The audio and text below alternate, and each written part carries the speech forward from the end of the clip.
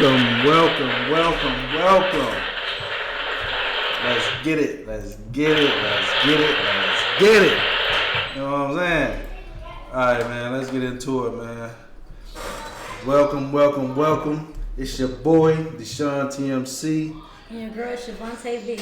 And we back with another episode, man. Another episode, Family Talk in Chicago, man. Y'all already know we finna get into it. We got something new going on this week, man. So Shavante gonna be providing the questions for me. I'm gonna be answering the questions. You know what I'm saying? So we're gonna get into it. We're gonna get right into it. 1 second. Hold on 1 second. Make sure everything is good. Alright, 1 second. Yo, mic check. Mic check. Alright, we good.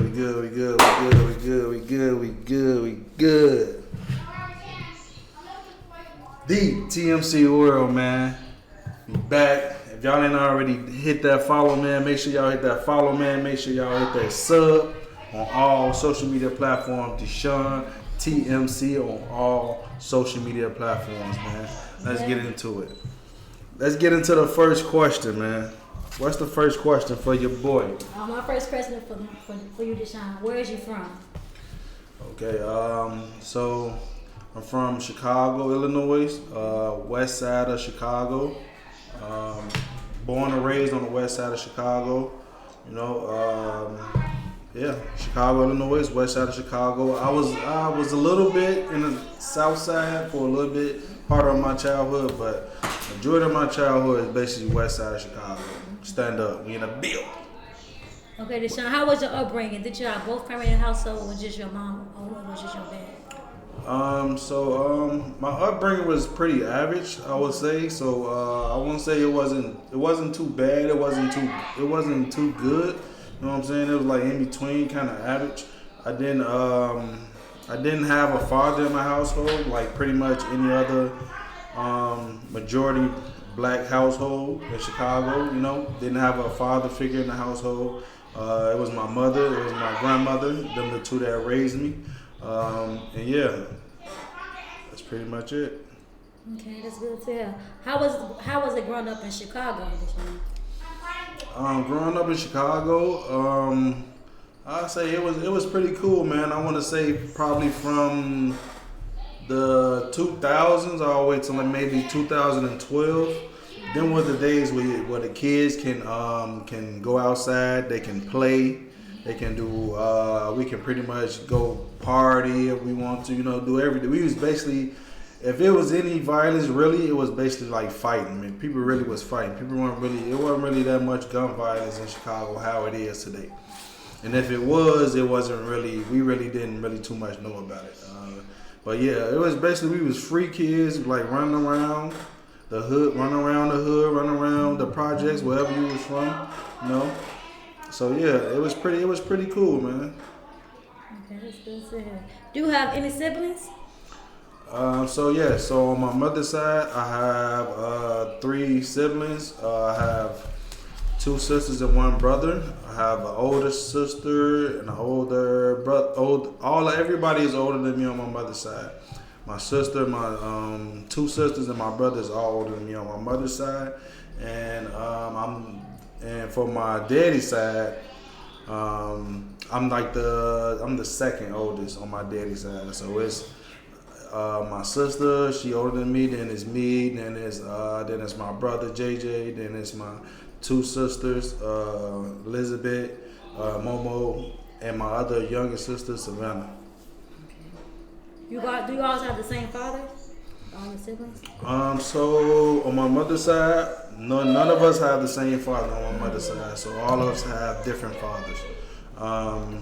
And of course on my daddy's side, everybody got the same father on this. But yeah, from my mother's side, all of us grew up with different fathers, in which none of them was really present in none of our lives, basically. Okay. How was it growing up without a father? Growing up without a father was pretty much, I want to say it was kind of difficult now that I know the things that I know now. Some things that a father could have taught me as a young age. I probably would have been more advanced, more smarter, more wiser, or whatever. But it was pretty difficult. So going through maybe when I was young, probably in grammar school, you probably thinking about your father every now and then. He was in and out of my life in grammar school, in and out. I was thinking of in and out, in and out. But once you hit that 12, 13, 14 age, as a young man, you really don't really care for a father in your life no more. So you really basically just you're your own man at that point. So teenage years, you don't think about. I never thought about my father my teenage years. I always just did me. You know what I'm saying? So, but growing up without a father, it was pretty much it was anybody that grew up without a father is going to be difficult in any household, because the father he pretty much can teach you how to provide, he can teach you how to protect, he can teach you everything that you need to know to be a providing, outstanding gentleman, grown adult in this society. To take care of your own family in case you have a family later on down the line. So I think father being in your life is a big plus. Father being out your life is a big negative. Okay, what school did you attend growing up? So growing up, we attended a school called Lower Ward. We attended that school from pre-K all the way up to 8th grade, but we did change schools because we lived out south for a bit. I forgot the name of that school out south that we used to go to. I was super young, maybe in like probably, I don't know, maybe kindergarten or first, second grade or something. But then we had moved back to the west side. It was we lived out south for a short period of time of my life as a young age. But Lower Ward is pretty much the school that I went to growing up, grammar school that I went to. As far as high school, I went to a high school called Orr, one of the most popular high schools in Chicago, one of the most, I want to say where it used to be, I don't know about now, but one of the most terrible high schools, one of the most bad, we want people quote unquote bad schools, you know what I'm saying? So it was in one of the deepest hoods in Chicago. And yeah, pretty much had to survive, man. That school was you survive or you get ate. You know what I'm saying? So that's how it was in high school, you know. It was all about fighting. We had everybody had their little cliques, everybody had their little groups. You know what I'm saying? And we pretty much raised ourselves. Let's go on to the next question. What support did you have growing up? Support that I had growing up, I want to say the support that I had growing up was my mother and my grandmother. That was pretty much the support that I had growing up, far as like nursing, like home, food in my mouth, you know. Growing up all the way till I can remember to like maybe 8th grade, 9th grade. My mother and my grandmother supported me with everything, you know. But after 8th grade, I supported myself. When I got in high school, I was supporting myself. I made money for myself. I did everything for myself. Okay. What's the okay, I'll ask that question. When did you first get into the streets? Like how did you get into the street lights? Like, can you describe that? Okay, so basically how I got into the street life. So basically in high school, in school period, I was a great athlete. I was a good athlete. I used to play basketball, you know. I know I ain't gonna brag too much, but you know, I used to be nice, you know. So yeah, I think if I had what the one thing about black people, black families in Chicago or wherever, and without father figures in the household, is that you really don't get the support that you really need for positive things. So me growing up, I always liked the basketball. I played basketball. I got trophies for basketball. But when I looked over, it was nobody supporting me. No family, no mama, no daddy, no brother, no sister. Nobody was that ever supported me in basketball. So that dream kind of shifted once you growing up and you really don't have what everybody else have, and you really want things that you can't get, you eventually turn to the streets. If you don't have, like, any majority of the black households that don't have a father, their kids usually turn to the streets for money. So growing up in black households, we really didn't have much, but we had enough, but we didn't have much. So, and then by me being like a teenager, and I wanted my own things. I wanted things for myself. So things that my mother couldn't provide for me that I wanted for myself. So that's when I ventured off to the streets. You know, that's when I started selling drugs and all them type of things. You know, so ventured off to the streets around, I want to say, my sophomore year, 14 going on 15 or maybe 15. Is when I really first jumped off the porch, got in the streets, got to selling drugs, you know what I'm saying? Got to doing my thing, you know what I'm saying? I was good at it. Anything that now that I look back at my life, man, anything that I ever touched or that I ever did, I always been successful at it in my own way, you know? So anything that I always did, I always been successful at it. So even when I sold drugs, I was always successful at it, and I always was the youngest at it. So yeah. Okay, now being said, knowing that you run up in the streets, you sold drugs. Have you ever been locked up? Have you ever been in jail for like selling drugs or anything like that? All right, so I'm sorry about that. Basically, I got locked up when I was 17 years old. And let me describe how that went. So I'm gonna describe the whole story. Hold on, I gotta flame up for this one. Hold on, one second. What time is it? It is 7:22. Okay, so at 7:30, we're gonna transition to Twitch.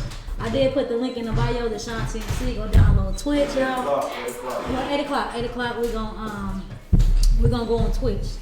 We on Twitch. I mean, I'm talking about Facebook. We gonna end it. We gonna end Facebook and we gonna go on Twitch, y'all.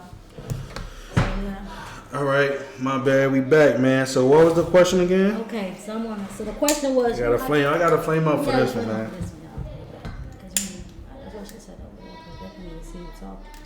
It's cool. They always see you. It's cool. What? They see you ask a question. They see me on Twitch. They want to see me doing Twitch. All right, what was the question again? Okay, knowing that you grew up in the streets and you sold drugs and what not, have you ever got locked up for like drugs, anything that you did in the streets? All right, so yes, I did get locked up when I was 17 years old. I went to the county. At 17, and that was a big turning point of my life.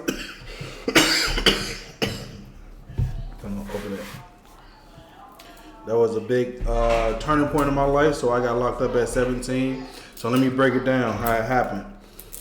So bam. So I'm in the crib, right? I'm chilling, smoking, vibing. You know what I'm saying? We in the basement listening to music. You know what I'm saying? Chilling. Dolos, chilling, smoking, probably playing cards or something, you know? So next thing I know, my mama come down the stairs, and I don't know if I went up the stairs or she came down the stairs. So so she asked me to go check the mail. So once I went to go check the mail, so I open the door, I get the mail out the mailbox. Bam, as soon as I get the mail out the mailbox, you just see a bunch of police with big ass guns, ARs and all that. So what I'm thinking is, okay, they finna get the dudes, because there was some dudes selling drugs outside on the block, you feel me, in front of the crib. So I'm thinking they raiding them or they getting down on them. So as I'm finna go back in the crib, they bum rush the gate. They bust the gate down. You feel me? Bum rush, put the gun up to me. You feel me? Tell me to get down and all that and shit. So man, they put me down on the ground and shit. Had the gun to me and shit. Asked me my name and all that. I'm like, what the fuck going on? I'm steady telling like, what's going on? What's going on? What's going on? I ain't telling them shit. I'm like, what's going on? What's going on? So bam, they came, they got me, you know, they picked me up, they took me in the house. No, before they took me in the house, they raided the crib. all like they had me on the ground. When they had me on the ground, all the other officers was behind the first officer that had the gun, had me on the ground. All of them started running in the crib. Some of them ran downstairs, some of them ran upstairs. So bam, basically it was a raid. They raided the crib, man. My name was on the search warrant.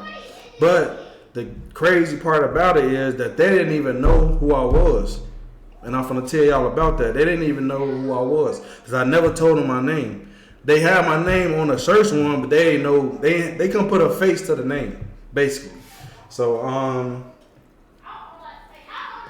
yeah, bam. So they raided that bitch.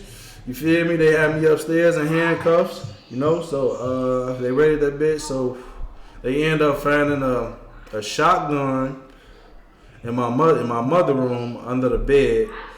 That my brother was laying. My brother was asleep. He was sleeping in my mother room on the bed with the shotgun up under the bed. You feel me? So and then, so they searched. They went in the basement. They found the shotgun up under the bed. Bam. They went in my room. They found some crack. They found some weed. They found some bullets. You know what I'm saying? Just some ammo. They didn't find no gun, and then they just found the ammo, some bullets, you know what I'm saying? So, bam, they brought everybody. They brought everybody that was in the house. They brought everybody upstairs, you know what I'm saying? Everybody upstairs. And then they had me sitting down and shit. They got to ask me questions and shit and all that. And then they kept asking me my name, but I didn't tell them my name. So how they found out my name was. So they had all us in the front room, my nephew, mama, sister, everybody was in the front. They had me in handcuffs. So as they had me in handcuffs, my nephew, he was a baby around like maybe three at the time, he was like, Uncle Pooh, what's going on? He said my name. He was like, Uncle Pooh, what's going on? So when he said Uncle Pooh, that's when they was like, oh, so you Pooh. And then that's when they pointed to me like, so you Pooh. So I'm like, so then they got me, you know what I'm saying? So that's when they found out that I was Dishon King, a.k.a. Pooh. You know what I'm saying? Big Pooh, not the little one, you know what I'm saying? But yeah, so they found out that I was him, you know what I'm saying? So, bam, they took me in a room. They took me in one of the bedrooms by myself. They back up 17 at the time. So you feel me? They take me in the room by myself. They got the action who the crack is, who the crack is, who the gun is, and all this. And I'm like, I don't know who none of that stuff is. Who out the bam? So they're like, all right, cool. So we're gonna put it on you. It's gonna be your stuff. So they trying to, Chicago police play dirty, man. Chicago police play dirty, bro. Like, have you ever encountered the police within like a raid or a bunch of police on you, bro? They play dirty. They ain't trying to have nothing. They trying to make you incriminate yourself, bro. At 17 years old. You know what I'm saying? Like, my brain ain't even developed, nothing. I'm just in this shit, you know? Yo, JJ in the building. So, you feel me? They in the room, they question me, I don't know nothing. Bam, they put everything on me. So, they put me and my oldest brother in a squad car. They put me and my oldest brother in a squad car. They took both of us to jail, you know? They took us to the police station on Homan and Fillmore. That's where they be taking people at or whatever. They took us, they separated us. They put me in one cell. They put him in the other cell. So the crazy thing is that we couldn't talk to each other, but we was communicating. Like, he had this. Like, they put us in handcuffs when we was in a room. They had one handcuffs on one arm, and they put the other handcuffs like on the rail, so we couldn't move and not like that. So how we was communicating with each other is we'll be rubbing the handcuffs on the rail. So when I'll rub it on the rail, then my brother will rub it on the rail, and I know that's when I know he's still over there. He'll know I'm still over there. So I don't know how we come up with that shit, but we just started doing that shit. So it for like an hour went by. So I did it, and I ain't hear nobody else do it. So then I did it again, and I did it like 10 times, and nobody else do it. So at that point, I'm like, damn, is I'm in here by myself? So bam, they took me to so they finally came and got me and took me to Harrison and Kinsey to the holding cell. You feel me? So once they took me to the holding cell.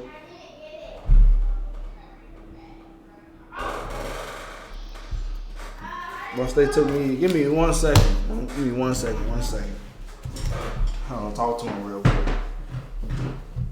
What's up, Chad? I'm just holding it down to Deshaun come out. You hear me? We're gonna get back to the story in a minute. Yeah.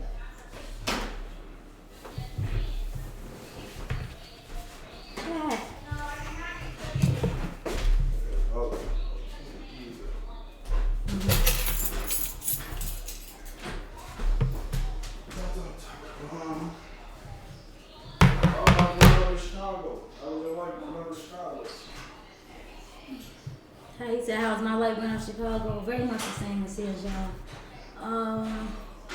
Yeah, we both went to the same grammar school. We both went to Lower Ward, we both went to Orr. You know, like I said, we had our cliques, we did what we do. I had a fun life growing up in Chicago, you know, at my age. So, last week was about me, about my upbringing, so this week I am interviewing Deshaun. So, everything today is going to be about Deshaun. All the clips going to be on YouTube, TikTok, and also Facebook. So, y'all, I'm finna get ready to get off here.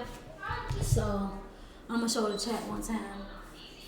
Y'all can see, go on Twitch, DishonTMC, and we're gonna finish the full interview over there. I just come here so I can let y'all see just a bit of what we talking about, what we do, about our show. Like I said, we go live every Sunday, 7 p.m. Support us, come on, show us some love, y'all. We're trying to get out of Chicago, get our kids out of Chicago. We're trying to come up. And we love the support that we've been having over the last 3 episodes. I appreciate everybody that's tuning in, everybody that watch my live, everybody that watches Twitch, everybody that watch my reels. I really appreciate it, y'all. So right now, we're on a commercial break. This is a commercial break, y'all. Sean wanted to go do something, so yeah. He should be back. I'm in the chat. Hey, everybody in my chat. Hey, Facebook. I'm sorry, y'all. I have to ask all the questions today, so I'm not really tuning into Facebook today. But yeah, you know, I got my little liquor. Hold up, y'all, so my internet slow back. I want to end it. Finish. So yeah, chat. It's all about Deshaun this week. Y'all gonna get to know him more. You know what he been through, what he grew up on, his feeling, how his mind is, and you know where he want to go in life, and how he's gonna. Where he's going, you know, and it's a great thing to hear from a man, his perspective of things. You heard my perspective last week, now it's Deshaun, so well, let's get into it. We're on a commercial break right now.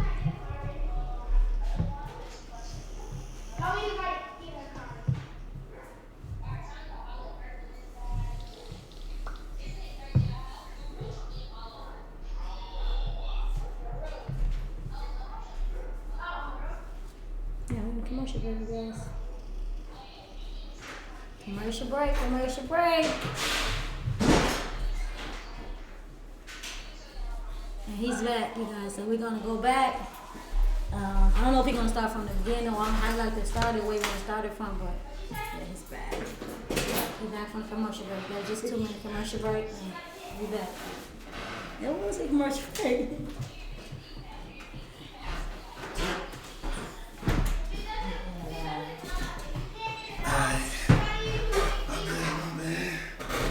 I'm back. Yo. So would you like to start back from the beginning, or would you like to... Commercial break knocked this long. Alright, my fault. I'm back, Jack.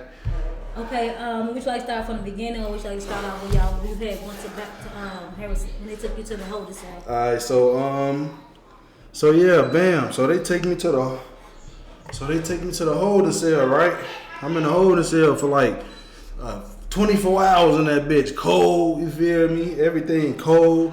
Luckily, what I had on was, I didn't even have on nothing. I had on my tank top, I had on some shorts, and I had on some Tims with no socks. I'm in that bitch cold than a motherfucker, boy. But yeah. So they have me in the holding cell for 24 hours.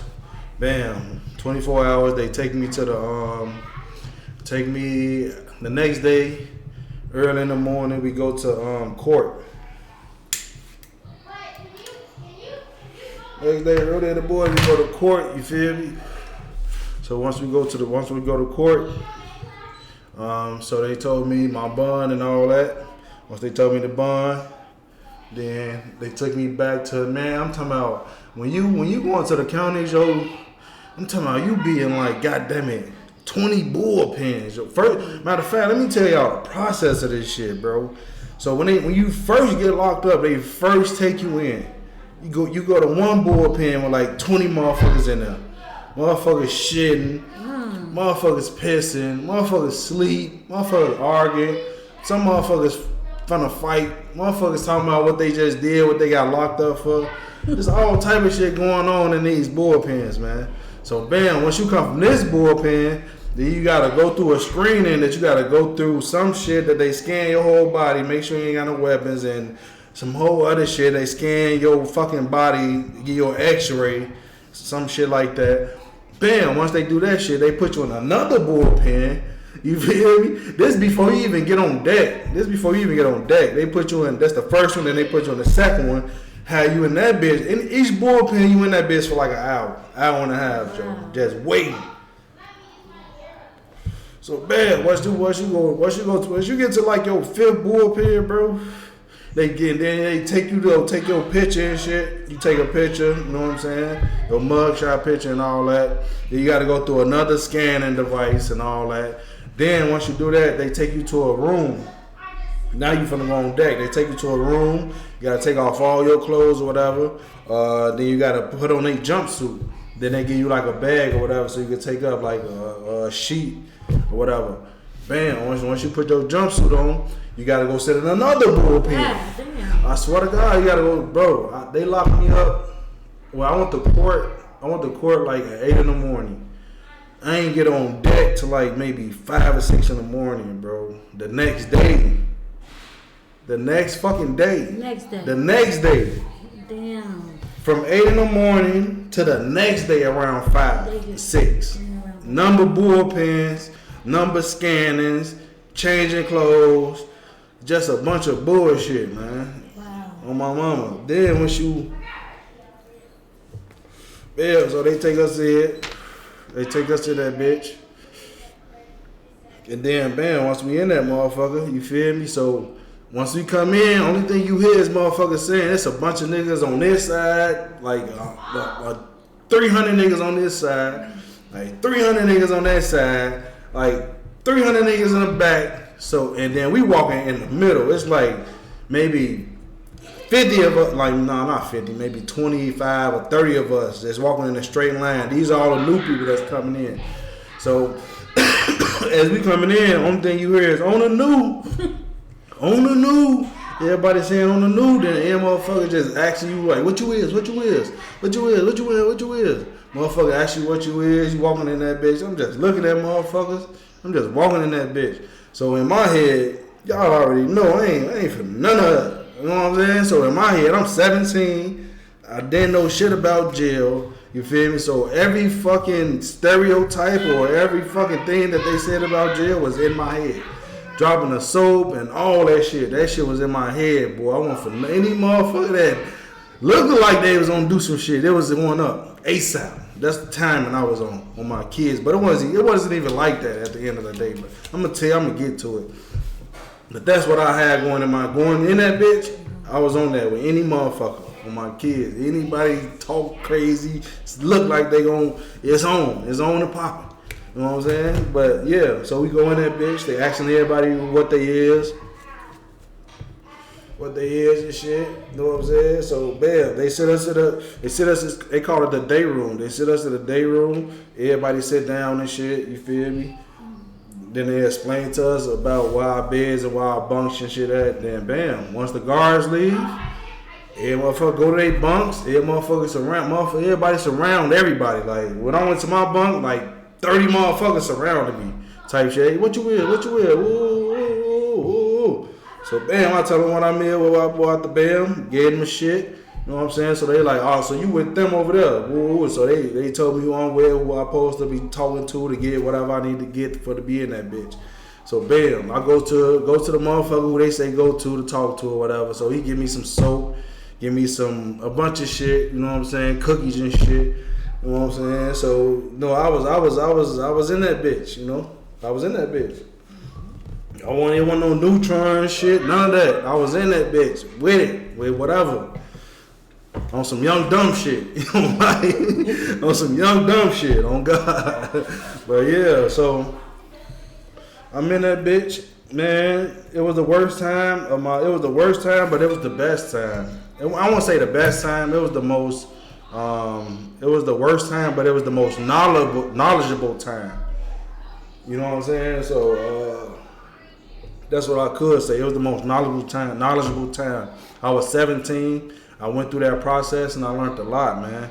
I saw motherfuckers get their ass beat up. Saw motherfuckers get their ass fucking, niggas got fucking violated for snitching. All type of shit. The whole fucking deck was finna go up at one point. The 5 was against the 6 type shit.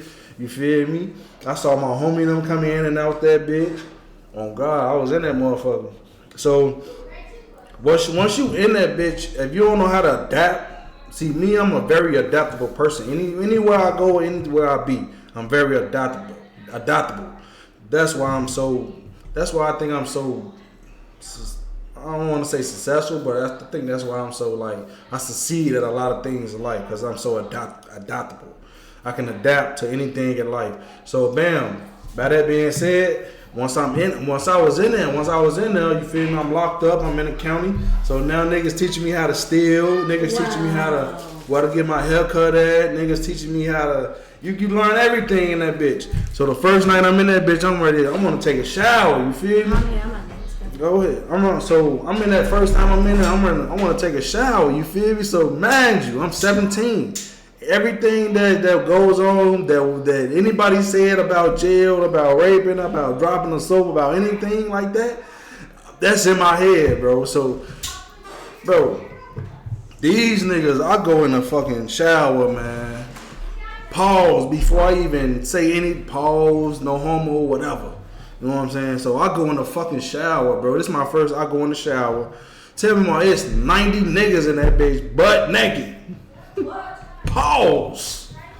There's 90 niggas in that bitch, butt naked, like it ain't shit. Like I'm like, what the? I turned around immediately, instantly. About face. Fuck you talking about face. Get up out of there. Fuck you mean? Nah.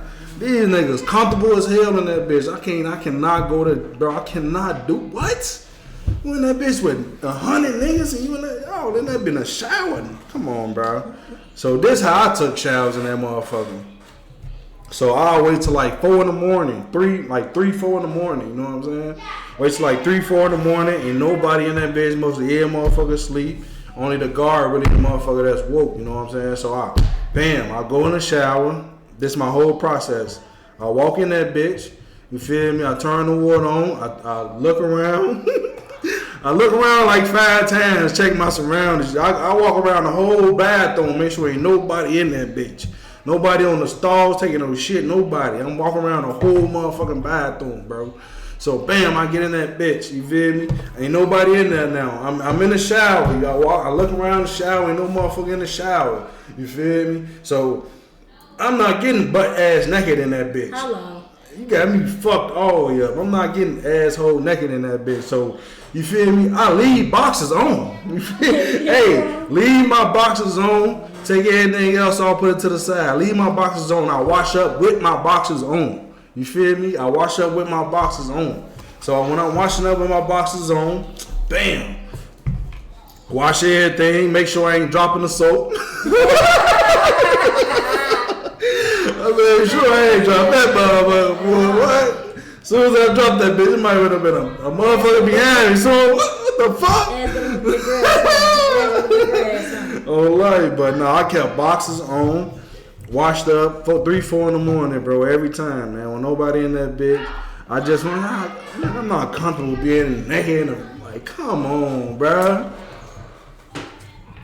Oh yeah, hey, DP in the building. Speaking of shower shoes, right?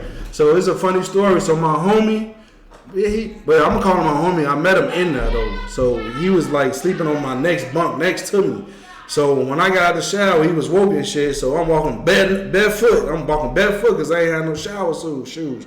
I'm walking in that bitch barefoot. He sit me down. Bro, what the fuck you doing? Man, what you in the shower barefoot in the shower? I'm like, yeah, what the fuck you talking about, nigga? What else? I'll put my socks on or something? He's like, no, bro, you gotta have some shower shoes, bro. That's what the shower shoes for, bro. Then he explained to me, like, niggas' feet got chopped off for that shit. Niggas had fungus. Niggas' feet was bad for that shit. Like, being in the shower with they bare feet. Like, they feet got fucked up from that shit. So that's why niggas wear shower shoes in the shower. I ain't know. So I got an extra pair of shower. He gave me an extra pair of shower shoes and shit. So I had some shower shoes in that bitch. Yeah, I had everything in that bitch I had was free. On my mama. Everything. On my mama. I want for none. Motherfucker, what? Yeah, but I was in that bitch, man. And so, yeah, that's what it is. That was a great story. Okay. Next question is, did you ever see someone getting alive? What age were you and where were you? Did I ever see someone get unalive?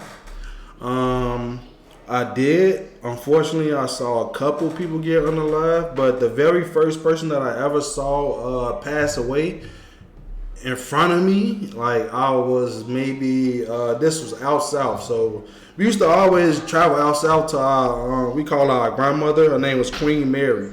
She was a big part of our childhood. She was one of the people that brought kids together for dances, for activities, for a lot of things to get them off the street type shit. So we used to always go to our house out south and shit. So she lived down the street from a park or whatever. So at one night we was out at the park late as hell though. I was young too, like 6, 7.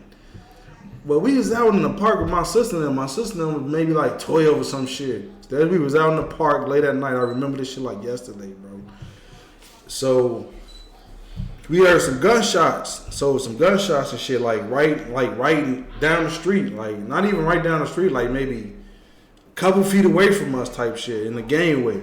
So bam, we heard some gunshots. So every motherfucker got to running and shit. Everybody running. So next thing you know, the police came and all that shit. So then the police came and blocked the whole scene off or whatever. Imagine this is out south. I think this was like on 49th and Troop. This was like 49th and Troop. So the dude, he was in a gangway. So the police blocked the whole scene off. So we go down there to see what happened. So I just see a dude laying in the fucking grass, Joe. Blood coming out of his shit, Joe. Blood coming out of his. He had a white shirt on too. Blood coming out of his shirt. I'm like, damn. So that night when I seen that shit, I never got that shit out of my head, bro. I couldn't even sleep that night. I was like 6 or 7. I had to get in the bed with my sister and them and all type of shit, bro. I couldn't even sleep. That shit was like kind of traumatizing a little bit. But yeah, that was the first time I saw somebody get unalive, man. Around 6. Wow. 6 or 7. South side of Chicago. Rio Games in the building. Okay, next question. Did going to jail and seeing someone get unalive traumatize you in any way in your life today or being young? I want to say it did traumatize me when I was young because I could never get it out of my head. And I think that's why I never really go to funerals anymore. Because every time I go to a funeral and I see like a person in a casket or whatever, that picture it take months for that to go away out of my head. So that's why I really don't go to funerals like that. I think that was like the most traumatizing thing that happened from that. But from jail, I think it wasn't. I don't think I got traumatized none in jail. I think jail taught me a lot. I think it opened my mind up and everything. I read the Bible when I was in jail. I just learned a lot about jail, man. Learned not to go back to jail. That was the main thing. Like anybody can survive jail, man. It's just the mentality, like you can be in the game, you can survive jail, but it's just like the outside, your freedom is just, that's the most important shit, man. But at the end of the day, man, you can't do what you want to do. You can't go to the refrigerator when you want to go to it. You can't eat nothing when you want to eat. You can't have sex and none of it. Like, you can't. No, who want to go back to jail, bro? So I was 17 when I got locked up, man. So I'm 34 now. 17 years since I've been locked up. That's good. That's great. Okay. Yeah. So jail basically taught me a lot, man. So. Okay. When did you have your first child? I had my first child at 17, man. My first child was at 17. It was a boy. Let me take y'all through the story. Let me take y'all through this. The story of my first child. So, first, let me let y'all. So bam. So when I found out that I was having a child. So one day, me and my brother was at school. Then we had ditch. We had left that bitch. We ditched. You feel me? One day we had ditch. We left that bitch.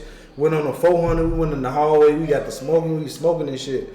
You feel me? So, damn. So we come out the game. And shit. So I tell my brother like, damn. I think I'm finna have a baby, Joe. My older brother. I'm like, damn. I think I'm finna have a baby. I'm finna have a baby and shit. So that's our first interaction. That's the first person I told was my older brother that I was gonna have a baby. So bam, fast forward. So a lot of shit happened between me and the mother of my child, my first child. So I was at 17. I was a stubborn person. I was like, I really too much didn't care about nothing. So one thing I gotta do, I gotta give a special shout out to my grandmother, Patricia. Cause she probably the reason that I'm a great father today. So let me tell y'all the story of how it went. So my baby mother was in the hospital. She was gonna have a baby. So it was a bunch of shit that went on while she was pregnant. That some bullshit after bullshit after bullshit that I ain't gonna get dive deep into right now. But it was bullshit. So at 17, I ain't give a fuck. So while my baby mama was she was gonna have a baby in the hospital, I was at the crib playing the game, chilling. I wasn't giving a fuck about nothing. I wasn't coming to no hospital, none of that shit. So that's why I say shout out to my grandmother, Patricia, cause she the one that made me she the one that made me go see my son. So I was in the basement playing the game, chilling, smoking. One thing about no kids, none of that shit. So my grandmother came down there and she was like, "What you doing?" I'm like, "What you mean? What I'm doing? I'm chilling." You feel me? So she like, your son being born at the hospital. I'm like, what? I'm like, nah. And then I was like denying and shit, like, nah, that ain't who out the band, that ain't my out the band. So she was like, nah, man. She just basically told me, nah, get off your ass. You finna go up here and see your son. So after me, I got to talking for like 30 minutes. Me being stubborn and shit, so she finally got me up. We finally went to the hospital and shit. Then once I went to the hospital, I saw my son. He looked like my brother and shit. Then that's when I saw my son, Joe. And that's the story when I had my first son. But when I was 17 when I had my son, that's when I got locked up. My son was like 5-6 months when I got locked up. When I was 17, I had my first son at 17. I got locked up at 17. A lot of shit happened to me at 17. And that's what I tell. I'm gonna tell this to all the young people out there, all the young family members, all the young people. Like, man, like, take your time to have kids, man. Like, nobody probably told you. I'm gonna tell you, man. It's hard as fuck having kids at 17. 17, 18, 19, 20, 21, it's hard as fuck. If you're not rich, or you're not going to get rich, or you ain't, you know what I'm saying? It's hard as fuck, bro. It's hard as hell to have. And when you in the hood, and you in the ghetto, and you are already in poverty, and you bring another human being into the world, that you ain't even have no father, you don't even know how to be no father. The mother of your child probably ain't have a mother in her life. So y'all just like blind leading the blind, and y'all brought a human being into the world. You know what I'm saying? So My advice to all the young people out there, wait until you have kids, man. Live your life first, because you just never know. You probably don't even want to be with that person for the rest of your life, because once you have a child, just know you married for the rest of your life with that person. If you're gonna be there to take care of your child like how you're supposed to, you basically married to that person for the rest of your life until that child basically get grown. You know what I'm saying? So be very wise on who you have children by. Strap up to all of everybody. Strap up, man. Like, I'm tired of the young black kids having kids, man. Kids having kids. Blind leading the blind. We gotta stop that, man. We have to stop that. And these grandparents and these mothers, we gotta stop being happy when they fucking 17-year-old grandchild or kid have a fucking baby at 17. That's not right, man. No. Do not have no kids young. No. I don't give no fuck what nobody said. They talking about it's better to have your kids young. No, the fuck it's not. You had your kid. You could have been a fucking millionaire by the time you was 21 if you would have focused on everything else besides sex or having a fucking child. You know what I'm saying? So you have to think about your future. You got to think about yourself. Because once you have a child, yourself is no longer self. You have to think about that child before yourself. And that's where a lot of black people went wrong at. They still thinking about themselves and they not thinking about their child. They still trying to live out their younger days as they older because they had a child when they was younger. So to everybody out there, man, all the young people out there, man, strap up, stop having babies, man, at a young age, man. Live your life. You got a full life ahead of you. You never know what you can do. You can probably be a millionaire at fucking 21, 19. Go stream, go hoop, go do something, bro. Stop having kids at a young age. That shit is not attractive. That shit is not how it's supposed to be at all, man. Let's get it. Next question. Okay, back to what you were just talking about having a kid at a young age. How did you feel? Like, how was it? How did you feel? Like, was it hard? You always touch based on that in the last question, but can you go for detail? Like, how was it having a child at 17? Okay, so having a child at 17, so the first thing you think about when you have a child is how the fuck you gonna provide for this child. And if you don't have a job at 17, which I didn't have a job at 17, you're gonna eventually go to the streets like I've been doing. I was in the streets at like 15, so I went to the streets. I had to provide for my child. It was very, very hard. Very hard, you know what I'm saying? Just didn't have no guidance. Didn't know if I was doing a great job at being a father. I just knew what I wanted from my father. I just tried to put that into my child. You know what I'm saying? That's how I basically raised my first child. I didn't know what I was doing. I just basically tried to do the best I could. Didn't have no mentor, no father figure trying to teach me nothing. I had my mother. My mother was there, helping out. But at the end of the day, I needed my own money. I had to raise my own child. I had to provide for my own child.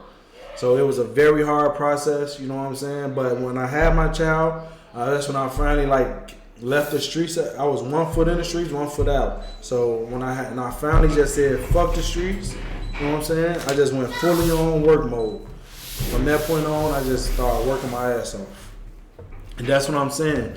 Y'all kids having kids, you know what I'm saying? Y'all gonna be working for the rest of y'all fucking life. If y'all don't win a lottery, if y'all don't get in the NBA, somebody don't get rich, you motherfuckers gonna be working y'all ass off. Y'all be stealing, fucking doing whatever y'all can to provide for y'all child, man. Stop having kids at kids. Y'all kids, man. Live y'all fucking life, man. Simple. Okay, who was the most important family member in your family? The most important family member in my family? I think the most important family member is me.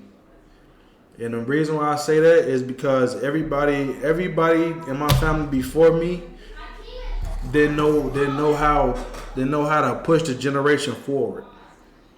You know what I'm saying? And let me expand on that. So what I mean by that is if I get a hold to a lot of money, I don't give no fuck if it's within Twins are in the building. But yeah, man, if I get, see me, the difference between me is if I get hold to a lot of money, I'm thinking about the future. I'm thinking about my kids' future. I'm thinking about my little cousin's future. I'm thinking about, you know what I'm saying? I'm thinking about all that, man. So I think I'm the most important person, man, because I think I can be if I get a chance to, I think I can be a person that change everything for my whole family, generations after generations. And everybody before me didn't do that. And I don't even think they had the mindset to do that. So, and I think I do. So I'm the most important person. I'm the person that hired multiple people on each side of this family. I'm the person that put money in a lot of people's pockets. You know what I'm saying? Who in my family could say that? You know what I'm saying? I'm the nigga that did that. I'm the nigga that people call for jobs and all that. I'm the most important motherfucker in my family, man. It's that simple. I want to move this shit forward. In the future, if I get hold to something, anything, just know, no young motherfucker in my family gonna ever have to struggle again, man. That's the difference between me and y'all. Nobody, no young motherfucker in my family gonna ever have to struggle again, man. If I ever get hold to a real good, nice bag, bro. That's the. I'm gonna change shit. I'm put here to change shit. Y'all motherfuckers ain't changed shit. Y'all just was living in y'all time, man. One thing about no future, one thing about y'all kids' future. While all us grew up poor, grew up fighting, and grew up starving and all that shit. While y'all grew up back in the day with all this shit, y'all had all the money, all the luxuries, all the cars, all this shit that y'all brag about today. Y'all bogus, man. Y'all fucked the whole generation up moving forward, man. And I'm here to change that shit. That's a great and I'm going to try to change the shit. That's why I think I'm the most important person in this family. That's a great answer, Okay. Can you ever forgive anybody that wrongs you in any type of way, for like your family members? Can I forgive anybody that wronged me? Yes. I can forgive, but I can't forget. Okay, that's a step up. So, what I mean by that is, I want to get this straight, man. I want to get everything I want to get this shit out. So, for every motherfucker that thought they helped me in this family, when I was a fucking baby and I didn't know my way, basically I was following the leader. The leader basically was my mother. All through my childhood, we was bouncing from house to house to house to house. Everybody think our childhood was so great and so perfect and so this and that. No, we struggled our ass off, man. We was living from house to house to house. That's all we knew growing up is living. My grandmother, Pepe, is the one that actually really saved us. She was the stable one. She always had her own crib. We always moved with her. If we wasn't with Pepe, we was living from house to house to house. So by that being said, so once we got kicked out our crib, I want to say maybe 20. When was that we was living on? I want to say 2018, maybe 2018, 2019, somewhere around that time. So bam, we basically got kicked out our crib or whatever. So bam, we had to. So me being young, 20, 21, 22 maybe. Didn't know what to do. Only thing I knew was to hustle. Didn't know nothing. Nobody never taught me nothing. Nobody never set me down. It was like, you can go work your ass off and get you a house, rent you a crib, do this. I'm going to show you how to rent a house. I'm going to show you how to build your credit. I'm going to show you how to do this. I'm going to show you how to do that. Nobody in my family. Nobody. Not saying they was obligated to do it, but nobody never showed me nothing like that. By that being said, we got kicked out the crib 2018, 2019. We started living with family members. So these family members that so-called think they was helping, my help, difference between me is my help. If I'm helping somebody, they ain't got to pay for shit, they ain't got to do shit, they ain't got to do none of that. I'm helping you. And at the end of the day, I'm going to be teaching you why I'm helping you. So you won't have to learn what I'm teaching you to succeed. You know what I'm saying? Because if you don't follow what I'm trying to teach you when you're trying to get my help, then it's just gonna be it's just gonna be dead. I'm not gonna fuck with you like that. So bam, my opinion with help is when you helping somebody else, especially a young person, a young adult, or your young cousin, or young brother, young whoever, they already don't got shit. They 17, 19, 20, 21. These motherfuckers don't got nothing. They living with you. You make people everywhere that I live, people make me pay. Everywhere that I fucking live, people make me pay. You know what I'm saying? And that's fucked up. The people everywhere I live, people made me pay for where I live in some type of way. Whether it was food stamps, whether it was money, whether it was getting money from me every single day. They always got money from me. Everybody always took. And I never really said nothing because I was living with them at the end of the day. Because that's the only thing that I knew. And people think that they was helping me, but they wasn't. Y'all was taking from me and not even teaching me. Y'all could have been taking that money and been telling me, yeah, save your money, cuz you can get this apartment, you get that apartment. But y'all just kept a motherfucker there, keep steady getting money from a motherfucker. Then you got cousins and family members talking about you that who you living with, talking about you to their friends. To they homie them. You feel me? What? Like, come on, man. And this is why I don't fuck with this family, man. On some real shit, bro. Everybody cool. I ain't gonna say everybody good, but at the end of the day, y'all grown as hell. You grown motherfuckers should have never fucking did that shit, bro. On some real shit. Y'all was grown as fuck. Talking about a motherfucker when they was homeless. Talking about a motherfucker when they was down on their fucking back pockets. I didn't have no type of direction. I'm living with that's the only thing I knew because I saw my mama. This is what my mama was doing. We living from house to house to house. So this is all I knew. So when I finally got to my senses around 24, 25, that's when I finally got on my shit. And I ain't never looked back since. That's why I always have my own shit. That's why I always said my kids won't ever go through what I went through. Because they going to always have their own shit or their own roof over their head. They can always come back to their daddy crib. They ain't got to ever go to no cousin, no auntie, no fucking nobody else crib. They come right to their daddy crib. And that's what I mean, man. Like, family is not really family, man. Motherfuckers just want to take. Motherfuckers, when you up, motherfuckers want to grab and want to get this back, want to get the money. That's it. Motherfuckers that's why I don't fuck with people, bro. There's no loyalty in family. In this family, I don't speak on everybody. I'm speaking on my experiences. This family ain't did shit for me. Nothing but fucking talked about me when I was homeless. Fucking didn't help at all. Take money, all that, bro. The fuck out of here, man. That's what it is. That's the fucking truth.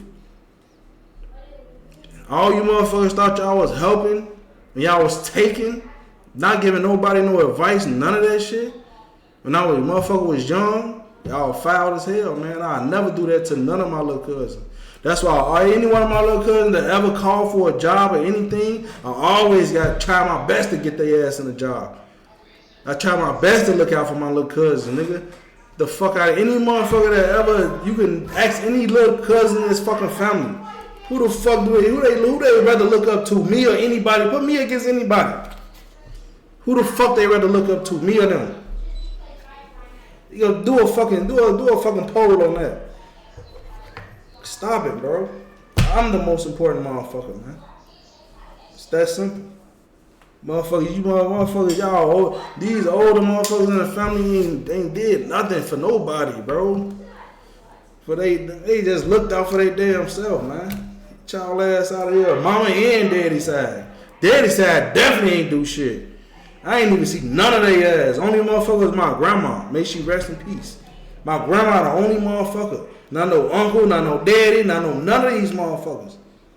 Trying to do nothing. Y'all ass some goofies on my kids. It's that simple. So you do forget what you can't forget. So at the end of the day,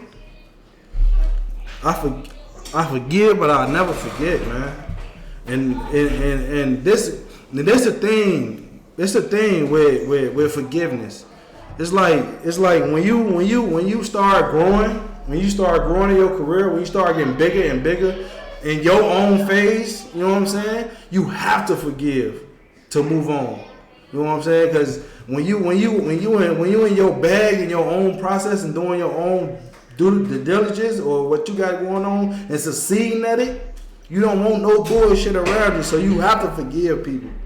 And then you also just have to forgive people by default because they was older than you, and they should have knew better.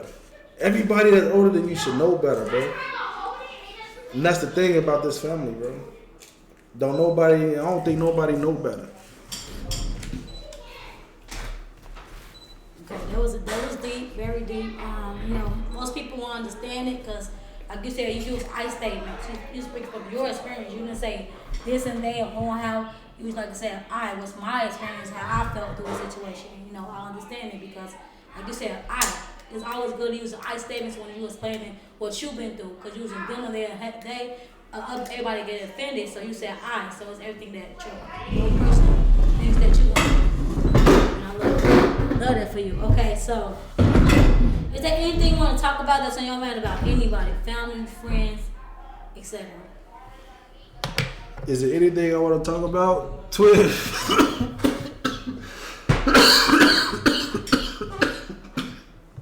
Twist, what is it?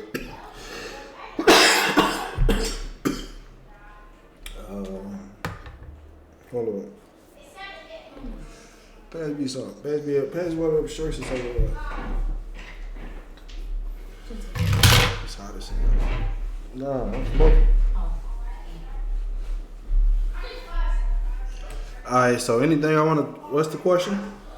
So, is there anything you want to talk about that's on your mind about anybody, like family, friends, or etc., like anything? So yeah, one thing I want to talk about is support, man. Like, support with media and family. Like, for example, a person. Okay, I'm gonna give an example with my son. So say for instance, my son got some shit going on. You know what I'm saying? That he doing. You know what I'm saying? He working on some shit. Say for instance, he got a TV show or he playing basketball or whatever. You know what I'm saying? He got some shit he working on. So me as a father, just say I never supported him. Let's say he like 20. Let's say he a grown man now. And while he was young, he was playing basketball. He was doing good in school. He was working. He was the best. You know what I'm saying? Doing whatever. But me personally, I never supported that. I never went to his games. I never really went up to the school. I never went to nothing. I never really supported nothing. You know what I'm saying? But he always lived with me and all that. But it's like I never supported nothing he did when he was growing up. So bam, when I wasn't always around him. So we probably had like a 5 distance gap, a 4 distance where we never really see each other, nothing like that. So bam. So by that being said, so once my son get to adult and he like, say for instance, he a movie producer. He producing a movie. And he asking his daddy, which is me, to come and collab with him or come and give my opinion of something or come and give my backstory of something to support him, which I wasn't never supporting him when he grew up. You know what I'm saying? So when I say support is me as a father, me knowing that I never really supported none that my son did, I'm going to be the first one. He ain't even got to ask me twice. He asked me to do anything. From that point on, I'm going to do it. And I'm going to try my best to help him succeed at any cost. I'm going to share his shit. I'm going to like his shit, post whatever I got to do for my son to succeed in life, to show him that I'm the biggest supporter ever. That's what I'm going to do, man. And that's what I mean by support. Motherfuckers, that fake ass like and all that fake ass supporting that shit, I looked right through that shit. At the end of the day. And at the end of the day, your family members, Your family members ain't the motherfuckers that don't get you to the next level, man. It's the motherfuckers that you don't know. You could be living with somebody every single day and they would not support shit you do. You could be doing the same shit that the celebrity doing. Your family gonna fuck with that celebrity before they fuck with you. That family member, you could post the same exact video that a celebrity posts on their page, on your page. 9 times out of 10, your family member is gonna like and follow, share everything with that celebrity, and don't do shit with your post. They might like every other post every 5 days or 10 days or whatever. Never share your shit, never do nothing, but they be dick riding these celebrities. But then as soon as you get that bag, now everybody want to be family, everybody want to be cousin, everybody want to be friend. See what I'm saying about family? It's crazy, ain't it? Shit weird. It's weird as fuck. These people that you ain't gonna never see a day in your life. These people that's not gonna give you $1 a day in your fucking life. You support these people and you can't support your family member that if he do get a bag, he might look out for you. You know what I'm saying? Help him help you. But you want to help a celebrity that ain't gonna do shit for you. Make it make sense, man. It don't make no type of sense. Y'all motherfuckers is goofies, man. On my kids. Like, for real. Motherfuckers is goofies, bro. That's why I don't be around people, man. That's why my spirit won't let me around people, man. For real, man. That shit some foul ass shit, bro. And that shit, and then it's crazy. It's crazy. You see, I see it every single day. I just sit back, I scope everything out every day. I just sit back and I watch shit. The motherfucker that you be around every single day won't even post or share your shit. You will have to call or text or send somebody your shit for them to post it, or they probably won't even post it. The shit be weird as fuck, but they be dick riding celebrities. That ain't gonna give them shit in life, nothing, a possibility. They ain't gonna give you a dime, bro. But you dick riding these niggas or these females. Make it make sense. Family ain't shit, bro. Make your own family, man. Create your own family and build from that. And make sure you have family by the right person, man. Be wise of who you have kids by. Because you're going to have to be with that person for the rest of your life if you plan on taking care of your kids. So support, correct? Anything else? Okay. So support.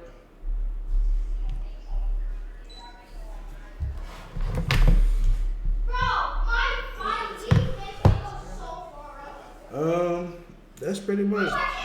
Like, what you want to talk about? What's on your mental?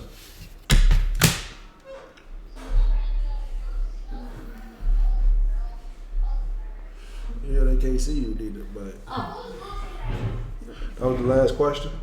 No, we got a couple more questions. We All right, freestyle. It's a question then. We can freestyle out there. No, I was letting you know, finish talking about that. No, let's catch up with the chat. Alright, we got with DP. He said the shower shoes. Rio Games in the building.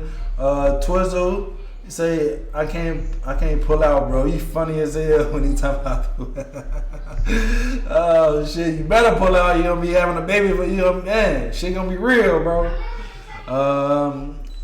What about that time I helped you in smoke backyard? What about that time you choked me in smoke backyard? That was different, nigga. JJ 100, that's Facto show. Puff give, nigga, I'm the only one here. Yeah, bitch. You bitch. You bitch. You bitch you. Alright, let's get it, man. Next question, please. What would you tell yourself at 15? Ain't there one of them old... Oh, you told me 18. Yes, Twitch. Yeah, go for it.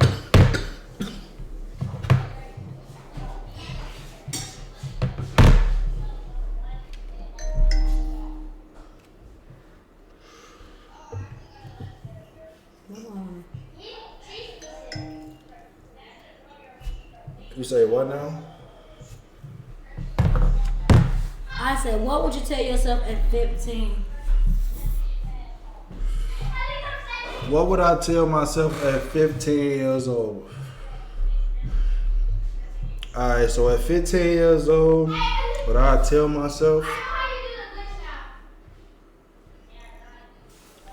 15 years old, man, I tell myself to be wise of every decision that you make, because every decision that you make from this point on is gonna affect your outcome of your future. So you want to make sure that you select everything in your life cautiously as possible. Stick to what you know. No matter if nobody support, none of that. Stick to what you know how to do. Continue to thrive in what you know, which is the game of basketball. Do that. Continue that. Do that, man. That's your way out. And remember that. That's your way out. Okay, so wrapping up everything that you said in the whole interview, as far as how you growing up, going to jail, support, family members, etc. What is a speech that you would get the young kids out here today, like that inspire you, like that you like someone out here right now that's watching your thing, probably finna go rob somebody, think, but they look at you like, I gotta change it, man. What would you tell them today, right now, as their younger self, to like better themselves in their life? If they watch you, even if they not, what would you advice would you give them? So some inspirational words that I can give the youth. Mm-hmm. So some inspirational words that I can give the youth is, man, keep striving to be great. Ain't nothing good is happening in the hood. Stay the fuck out the hood. Ain't nothing good is happening in the hood. You hear me? For real, man. Stop following your friends, stop following your family advice. Don't go to the school everybody else go to. Be different. You gotta be different, man. Get out the hood. Get your kids out the hood. Get your family out the hood. Don't work that job. Work on yourself. Whatever you good at, work on that. Thrive on that. If that don't work, you always got a chance to go work. Jobs won't always be there. Don't spend your whole childhood in your fucking 20s working a job or having kids or raising kids.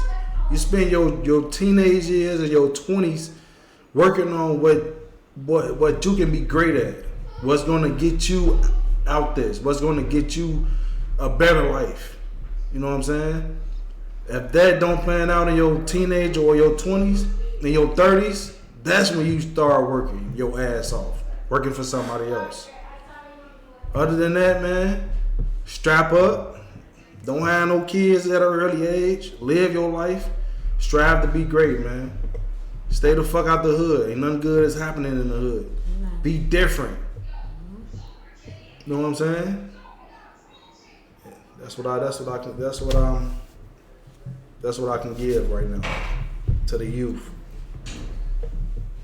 Be different. Do different things. Connect your database. Don't disconnect your database. You know what I'm saying? Spread your wings. Fly like a bird. Hello. To the sky. Hello. Get high. No, I'm just Okay.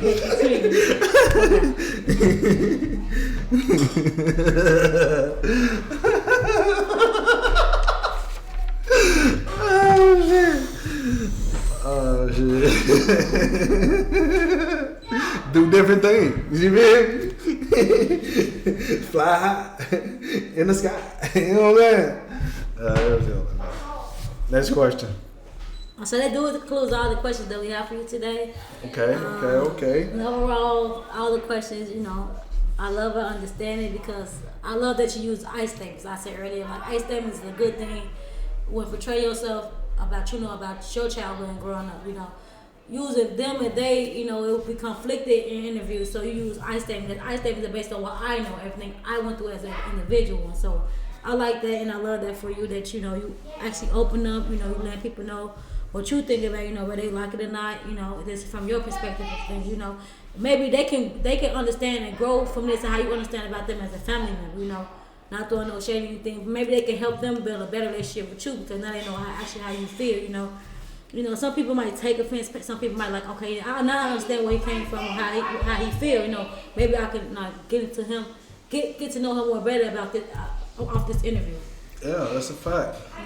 But yeah, man, like on some real shit, like I don't understand it, man. It's like once I got 34 and my man, like I really like look back at shit, it's like a lot of people that was older than us, a lot of grown people just wasn't doing the right shit, man. Wasn't teaching the youth the right things. Wasn't leading by example. Was leading us in the wrong way. People wasn't really leaders, man. And that's if I could change one thing about this family, I'll go back and change the way that everybody was thinking back in the day. Because everybody was thinking wrong.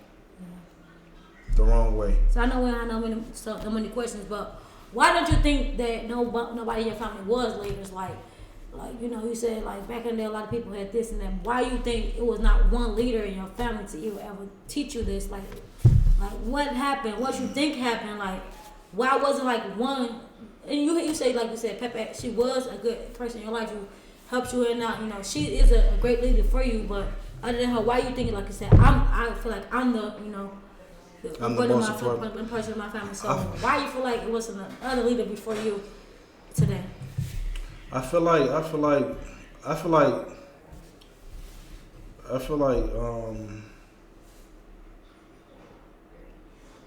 Pepe was a great leader. Mm-hmm. I feel like a leader lead by example at the end of the day.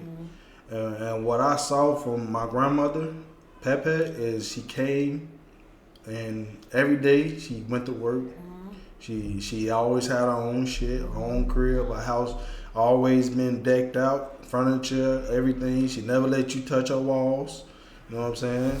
She gave us that stability and she gave us that confidence. She gave us that that how can I say it? I want to say what it is when somebody like give you manners.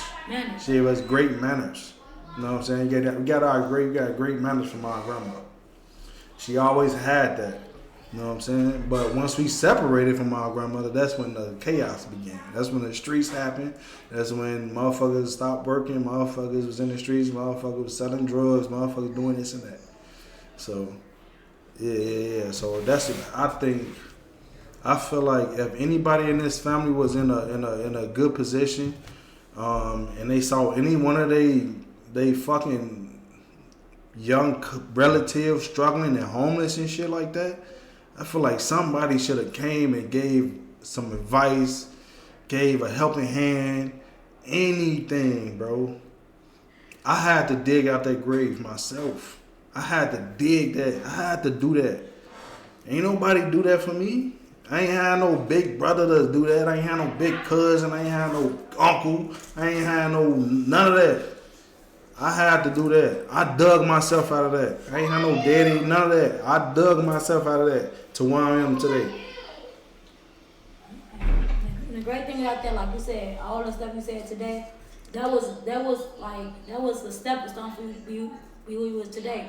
So like I said, it was all lesson learned. It's like a test. You read your lesson, and eventually you outsmart them, you beat it, and you won.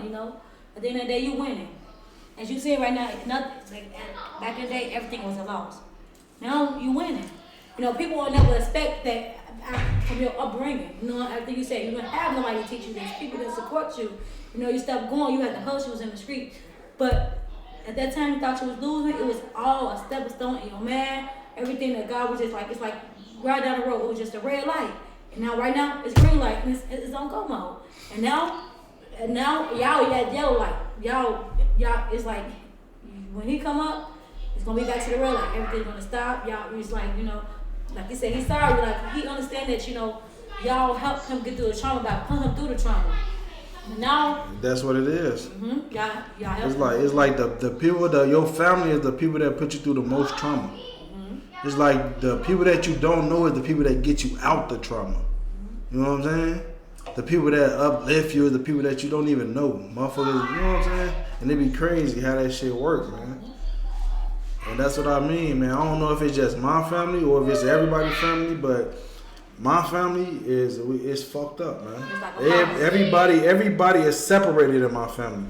Everybody is with their own side, bro. Everybody talk about each side. One side of my family is a bunch. It's fucking you got people that's touching little kids and gay people. One side you got fucking drunks and fighters, and one side you got phony motherfuckers and talking about every motherfucker, but being in the other side you got a bunch of people that's slow and thinking they this and talking about you while you down. Like this whole family, everybody is fucked up, man. That's why I don't be around people. It's just certain individuals in my family that I really fuck with. You know what I'm saying? But majority of this, people think I be playing, bro. A lot of my family is just people I knew my whole life. These motherfuckers is not family, man. A bunch of motherfuckers I knew my whole life. Just a handful of people in this family that I really fuck with. And I'm talking about people older than me. I'm not talking about nobody younger than me. All but the young people that's younger than me, I fuck with everybody. All my little cousins. All this is for everybody older than me. Because everybody older than me did some dirty, foul shit. And they probably don't even know they did the shit. Or they probably don't even know that they was doing the shit. That's why I say once a person get to another level in life, it's almost like you gotta just forgive people at the end of the day. Cause them people probably ain't even know it. Even though they was older than you, they probably ain't even know the difference or nothing that was going on, man. So at the end of the day, man, it's like to move forward in life, you just gotta forgive people. But just never forget shit, bro. It's that simple. Because as soon as you forget shit, that's when somebody fuck you over.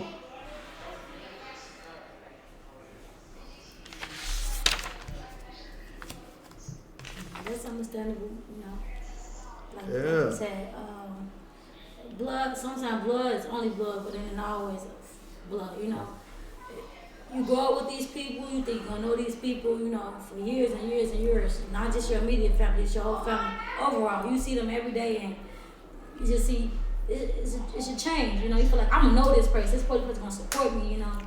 Because I know these people, you know, I feel like when I was young, they loved me, we was close, but, you know, as you go older, you know, things happen and, like you said, you forgive but don't forget, you know. Like I said, some people, like you said, don't know they was doing this, you know, and something is new to people, you know, people living with them, this and all that, so it's like they still had to adapt to that, because they didn't know how to adapt to being a nice way. They only know, like, oh, gossiping about it, feel like, I don't know, that was a good thing, gossiping about, like, oh, I got this person lit, whatever, because, you know, people, we was all young, we was in our 16s, 17s, 20s, and they 30s, so they was still kind of like young, you know, not old, but still that's young. what I'm saying, though, but they still was grown, Yeah, super grown at the end of the day. Everybody that was older, everybody was super grown, man.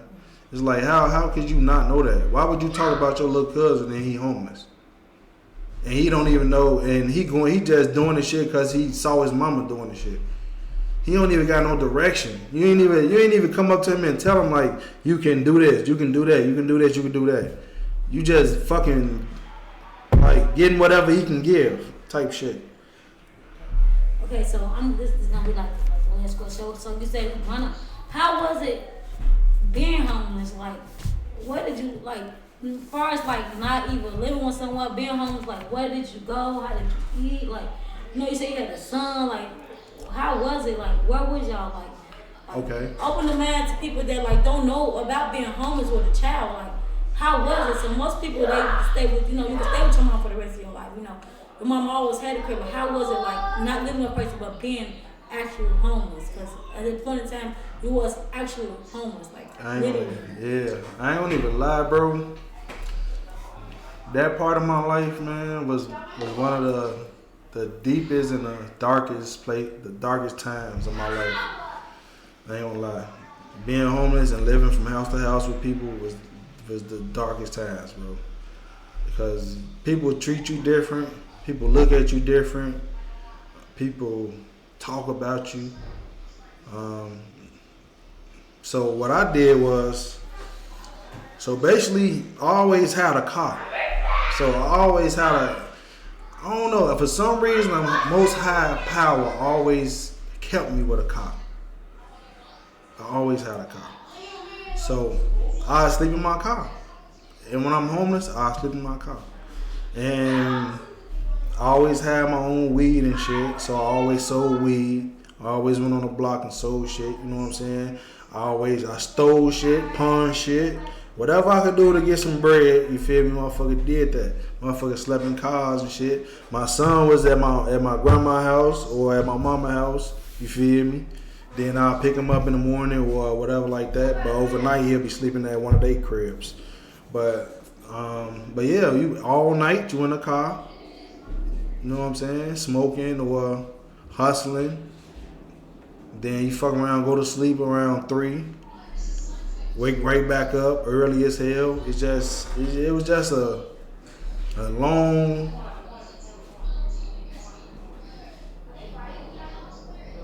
It was a long. It's like it was never gonna end. It was like it was like no hope at the end of the tunnel when you're homeless, man. And at a young age and you don't know what to do or how to do it, it's like you just look at the world different, bro. By being young and you homeless and nobody to help you, bro. It's like, damn. And it's like when you look back at this shit, it's like, damn, we ain't had nobody, bro. Then nobody come and be like, here. Nobody be like, this a job for you right here. Come and work for me. Nobody, bro. That shit foul as hell, but everybody want to be family, though. Ain't no way. If any one of my little cousins is homeless or some shit right now, I don't know about it.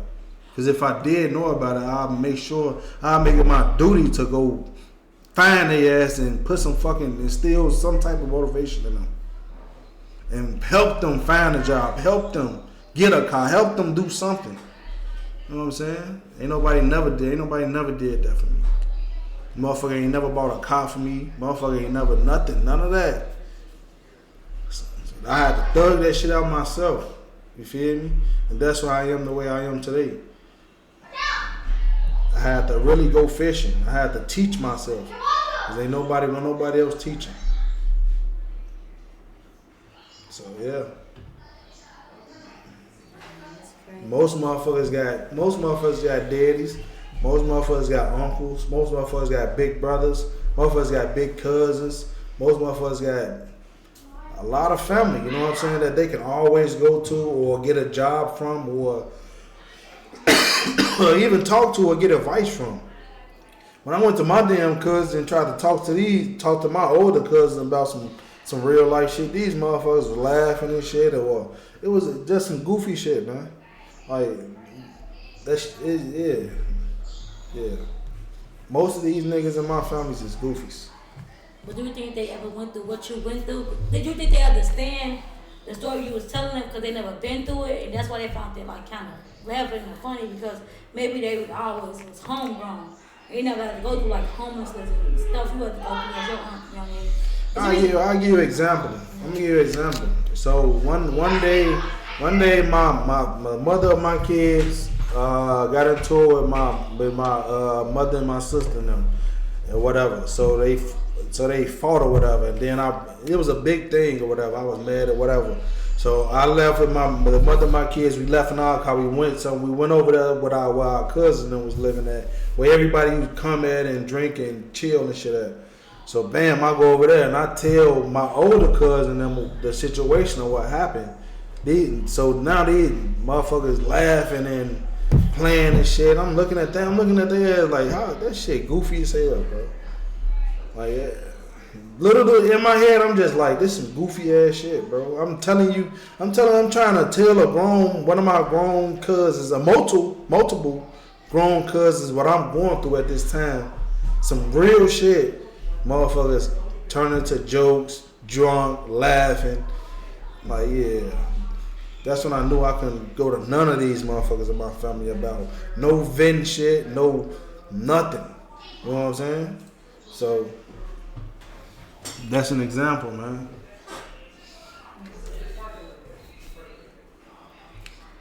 It's like with me. It's like now that I look back, it's like I always had to fend for myself, always.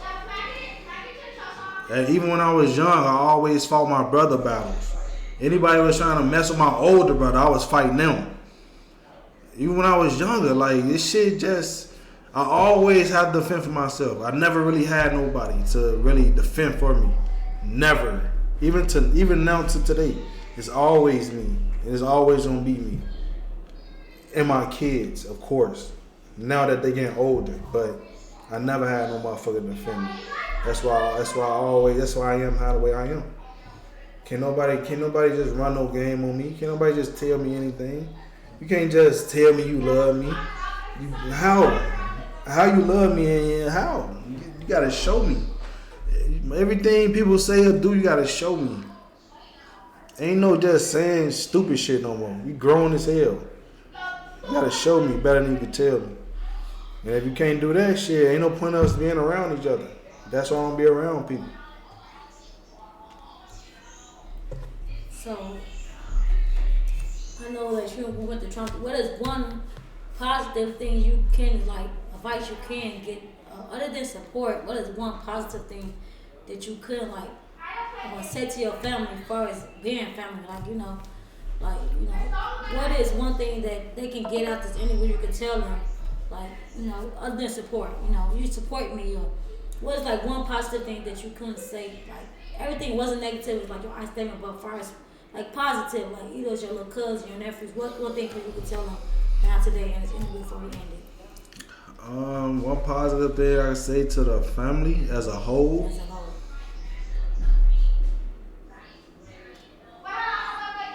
When y'all see a talent, y'all have to support it with everything. Y'all can't just see a talent and look the other way or just like it on Facebook. I'm gonna give an example. I want to give examples. I love giving examples.